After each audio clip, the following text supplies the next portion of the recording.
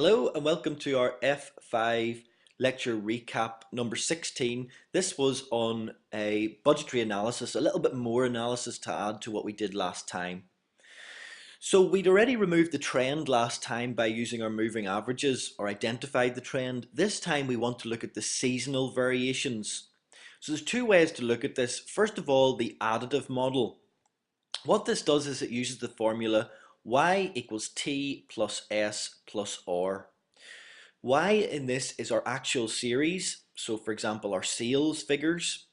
T is the trend that we were calculating using our moving averages last time. S is the seasonal variation that we are particularly interested in this time. And R is our random variation, so those unforeseens that we can't predict. So how do we use this additive model? Well, what we do is we're looking for our seasonal variation. Keep coming back to that. We're looking for the seasonal variation. What we're going to do first of all is assume that R is 0. Why are we doing that? Well, we can't predict R. It's random. So it's going to be very difficult to bring into our calculations, our forecasts. So let's just assume that it's 0, i.e. let's just ignore it. So leaving R out of it, we have y equals t plus s. So what we're saying is that our sales are made up of our trend, i.e. how much they're going up generally, and S, which is our seasonal variation. So our sales figure will include the trend and the seasonal variation. If we flip that round, we get S equals Y minus T. So we're looking for our seasonal variation. Our seasonal variation will be our actual figures less the trend figures. So what we're going to do is calculate the trend using our moving averages that we did last time, and then we're going to remove it from our sales figures. And what that will do is leave us with our seasonal variation. So let's do that. Looking at the example we have here, we have our sales in 05, 06, 07, quarters 1 to 4. We've done our 4-point moving average like we did last time, got our trend by taking the midpoint. And what we have is then we've removed the trend from our actual figures to get our seasonal variation. So looking at the first one there, we have in quarter 3, 420 of sales. Our trend is 650. 420 less 650 is minus 230. So looking on down to 2006 quarter 3, again we see that it's minus 249.25. Now that'll be expected because what we're starting to identify is that in quarter 3 there's some sort of seasonal variation that is bringing our sales down, and that's what we're trying to identify. So to look at that more detail, what you do is get it into the different quarters. So flip your table around, get it into the quarters to see if you can identify what the seasonal variation is. Now obviously it's only going to be a seasonal variation if it happens all the time. So what we do is we take our quarters, quarter 1, 2 and 3, and we sum them and take the average, because that will get our average seasonal variation, which will be more accurate than taking just one figure on its own.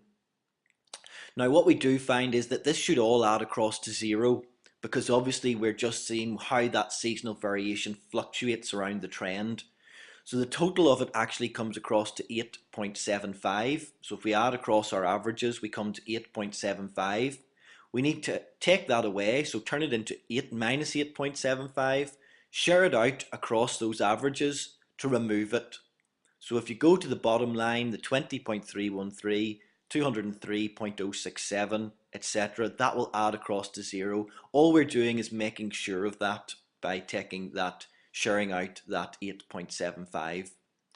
So don't worry too much about that. Do be aware of how to calculate these, but do be aware that they usually will give them to you in the exam. They'll give you the seasonal variation.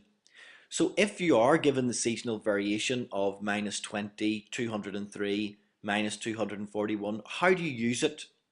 Well, you'll forecast your sales figure, maybe using the moving averages and adding the trend. But then you'll have to take away or add your seasonal variation to say, well, okay, quarter 1 we expect these sales, but we need to remove that 20.313 for the seasonal variation that we expect. So remove that seasonal variation in the exam questions. The second way to do this is the multiplicative model. Now it is y equals t times s times r. Now it's exactly the same. Again, if we say r is naught, then y equals t times s. This time our seasonal variation then will be our actual figures divided by the trend rather than subtracting it. So we do exactly the same. We find that we come up with figures around 1, so slightly less than 1, slightly more than 1. And what we do is we use that the same as we did with quarter 1, 2, 3 and 4. Again, this time it should all add across to 1. If it doesn't, we need to share out that difference to make sure that it adds across to 1. And this time, if you were given that variation in the exam, you would multiply your actual results by it to add in your seasonal variation. So rather than adding, you would multiply it. Okay, we then said a little bit about using these seasonal variations. Remember, if we're forecasting, we'll use the trend.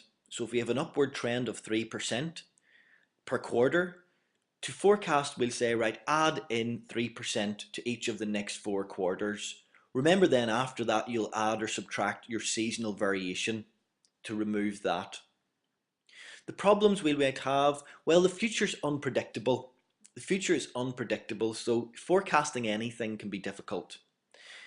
Remember that you're using historical data, which may not necessarily be a reflection of the future.